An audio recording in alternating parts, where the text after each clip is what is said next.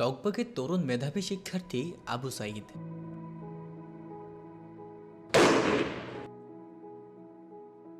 তাকে ঘিরে তার এলাকার মানুষ স্বপ্ন দেখতেন সেই সাঈদের মরদেহ নিয়ে যাওয়া অসহ্য কষ্টের। অন্য যে কোনো দিন সাঈদ বাড়িতে গেলে মা বাবা গভীর আনন্দের সাথে অপেক্ষা করতেন। সেদিন অপেক্ষা করছিলেন মরদেহ দেখার জন্যে।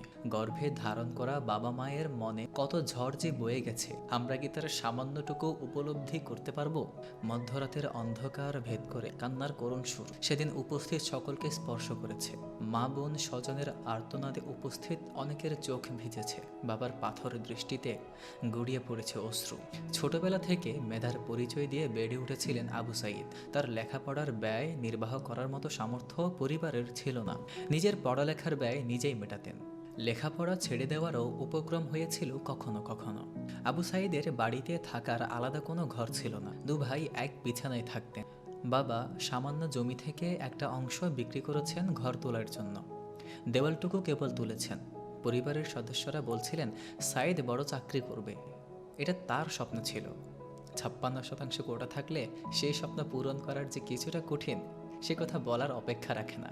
ফলে কোটা সংস্কারের দাবিতে গড়ে ওঠা বৈষম্য বিরোধী আন্দোলনে তিনিও যুক্ত হন। আর এটি ছিল তার বীরত্বের মৃত্যুর কারণ। বীরদের মৃত্যু নেই, তারা অমর। আবু সাঈদের গুলি খাওয়ার সে ভিডিও লক্ষ্য করলে দেখা যায় তার মধ্যে ছিল না আক্রমণাত্মক কোনো হুঙ্কার, ছিল অসহায়ত্বের ছাপ। তারা চাহনি আর দুই হাত তুলে দাঁড়িয়ে থাকা প্রকাশ করছিল, আমরা তোমাদের সাথে যুদ্ধে পারবো না, আমাদের ন্যায্য দাবি মেনে নাও। কিন্তু তারা নিয়ে নিল তার প্রাণ। আবু সাঈদের মৃত্যুর খবরে ক্যাম্পাস রণাঙ্গনে পরিণত হয়। উপাচার্যের বাসভবন ভাঙচুর হয়। এই পরিস্থিতিতে মরদেহ ক্যাম্পাসে নেওয়া সম্ভব নয়, এমনটাই জেনেছেন আসিফ আল মতি। সে কারণে আর ক্যাম্পাসে তার জানাজা পড়া সম্ভব হয়নি। আবু সাঈদের পরিবারের আর্থিক অবস্থা খুবই করুণ। আবু সাঈদের হাত ধরে সেই কষ্ট লাঘবের স্বপ্ন দেখতেন তার বাবা মা। এই স্বপ্ন এখন অতীত। বেগম রোকেয়া বিশ্ববিদ্যালয় প্রশাসন তার পরিবারের জন্য ৭.৫ লাখ টাকা সহায়তা দিয়েছে। আবু সাঈদের বড় ভাই আবু হোসেন বলছিলেন, আমার ভাই শহীদ হয়েছে, আমরা তার জন্য গর্ব করি। অর্থ প্রদানের সময় কয়েকজন কথা বলে, সে সময় উপস্থিত প্রায় সকলের চোখ ভিজে যায়। যদিও এই সহায়তায় সন্তান হারানোর শোক সামান্যতম ভুলতে পারবেন না বাবা মা স্বজনরা।